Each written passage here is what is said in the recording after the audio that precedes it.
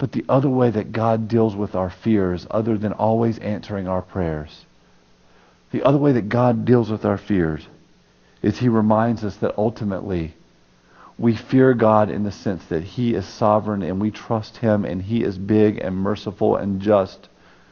But we don't fear God as if we don't know what God is up to. We don't fear God in the way that we do when there's uncertainty.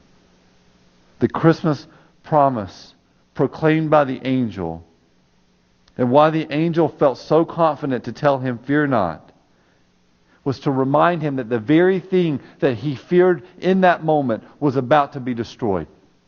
Not only does he fear the angel who stands there, but he fears that he might die in this holy place.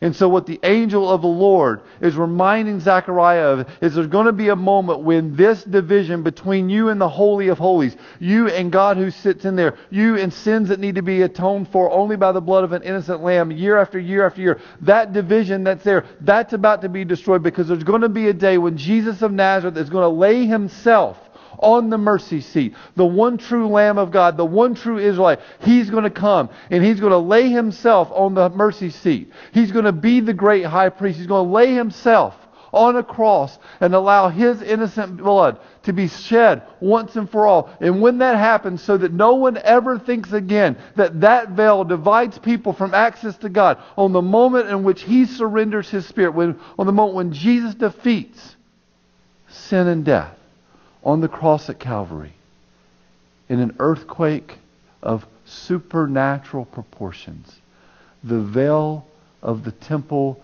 that divided Zechariah from the Holy of Holies is going to be torn from top to bottom, lest anyone think it was a natural act.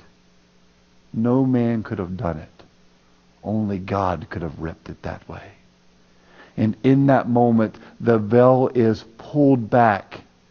And Zechariah and you and me have access to God. We no longer have reason to fear, because Jesus took the wrath that was due us for our rejection of God. And in doing so, taking our place, taking our sin upon us, ripping the veil for us, He's given us unfettered access to the God who created the universe. You can go to your God and surrender your fear to Him, knowing that He can conquer it, because His heart towards you is to bless you and prosper you and put you on high places. Know this: the same Jesus who offers Himself as the sacrificial lamb so the veil can be torn, so the fear can go away, is with you this day. What do you fear? Do you fear uncertainty? Do you fear judgment? Do you fear abandonment?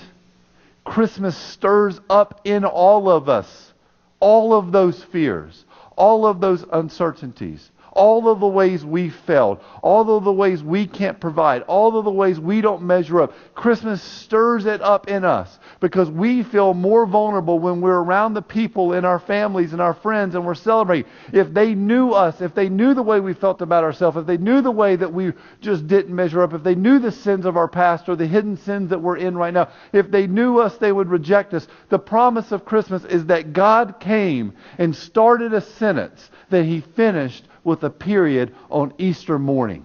The story of Christmas is that Jesus came so that He could live the life that we never lived and die the death that we should have died, so that Easter morning He could be raised from the dead, give us access to the Holy of Holies now and forevermore. And everything that was rightfully His is now ours. And through His Spirit that raised Him on Sunday morning, we can conquer fear and death. You have no reason to fear. God is for you. And if He's for you, who can be against you? And that's the gospel.